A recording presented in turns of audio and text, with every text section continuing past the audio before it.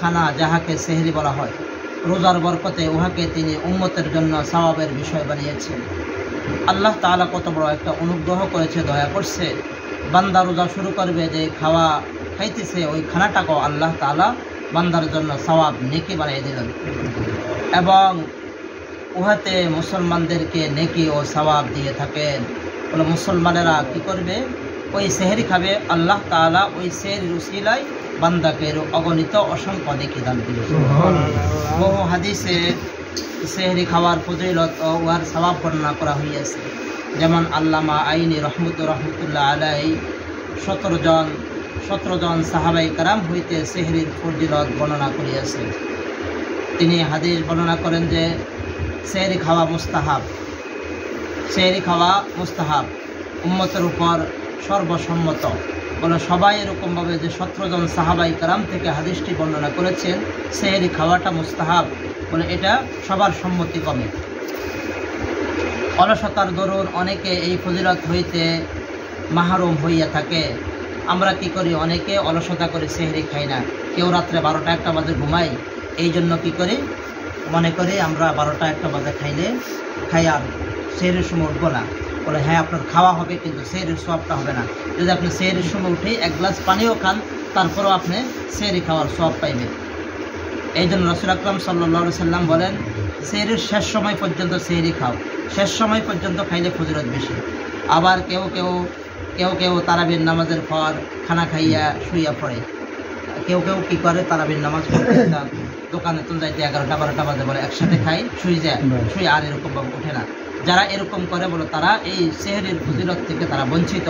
বলে তারা আল্লাহ এবং আল্লাহ রসুলের, আল্লাহ এবং আল্লাহ তাআলার এই ফেরেশতারা যে কি করে রহমত নাজিল করে, ওই রহমত থেকে তারা বঞ্চিত। সেহরি কাকে বলে এটা বলতেছে।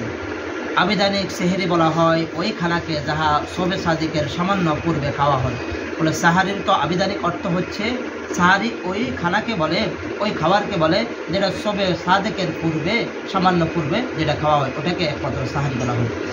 তাহলে যদি কেউ কি করে তারাবির পরে খাইলো, 10টা, 11টা, 12টা-1টা বাজে খাইলো, ওটা কি সাহারি হবে না? বলেন না, ওটা এমনি খাওয়া হইব তার শরীরের জন্য, ওটা সাহারি হবে না, আর ওটার দ্বারা সওয়াবও পাওয়া যাবে না।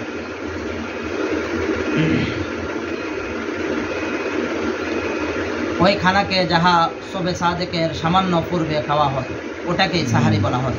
যেমন আল কামুস নামক গ্রন্থে লেখা হইয়াছে যে কেউ বলিয়াছেন অর্ধেক রাত হইতে সেহরি খাওয়ার রক্ত শুরু হইয়া যায়, ওই তাহাজ্জুদের ওয়াক্তের মতো আর কেউ এরকম অভিমত দিয়েছেন। বলে সেহরি অর্ধেক রাত হতে, কিন্তু এটা এরকমভাবে হাকিকি আর আসল কথা হচ্ছে ওই শবে সাদিকের পূর্বের সময়টা, ওটাকেই সেহরি বলা হয়, ওটাই সেহরির এরকমভাবে উত্তম সময়।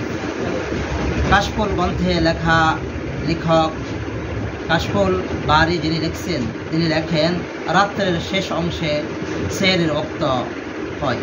রাত্রের শেষ অংশে সেহরির রক্ত হয়, অর্থাৎ সমস্ত রাতকে 6 ভাগে ভাগ করার পরে শেষ অংশকে সেহরি বলে।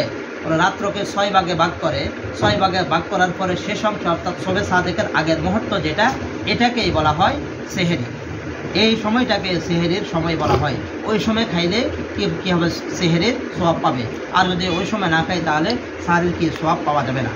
যেমন সূর্য অস্ত হইতে শবে সাদিক পর্যন্ত যদি 12 ঘন্টা হয়, তবে শেষ 2 ঘন্টা হইবে সাহারি খাওয়ার ওয়াক্ত। আর এই 2 ঘন্টার মধ্যে শেষ সময়ে সাহারি খাওয়া উত্তম। কিন্তু এই 2 ঘন্টা, 12 ঘন্টাকে 6 ভাগ করলে 2 ঘন্টা করে পড়ে, তাহলে ওই 2 ঘন্টা সাহারি খাওয়ার সময়, ওই 2 ঘন্টার মধ্যেও আবার এরকমভাবে শেষ সময়ে সাহারি খাওয়া উত্তম। তবে শর্ত হইল এত দেরি যেন না হয় যে রোজার ব্যাপারে সন্দেহ সৃষ্টি হইয়া যায়। হুজুরেরা বলে সাহারি খাওয়ার সময় শেষ, এই কথা বলেও আরও কি 5 মিনিট পরে আজান দেয়, ওই সময়টা মাকরুহ সময়, ওই সময় না খাওয়া ভালো।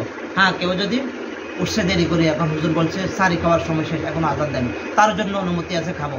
এমনি আমরা এরকমভাবে বসে রইলাম বা ভাত খাই, পান খাইতেছি বসে বা এরকমভাবে মনে করতে পানি খাবো, সমস্যা নেই, এখন তো আজান দেন। বলে না, ওই সময় সন্দেহযুক্ত সময়, ওটা দেখে ফরজ করা দরকার, ওই সময় না খাওয়া ভালো। হ্যাঁ, কেউ যদি উঠতে পারে না তাহলে তার জন্য অনুমতি আছে, কিন্তু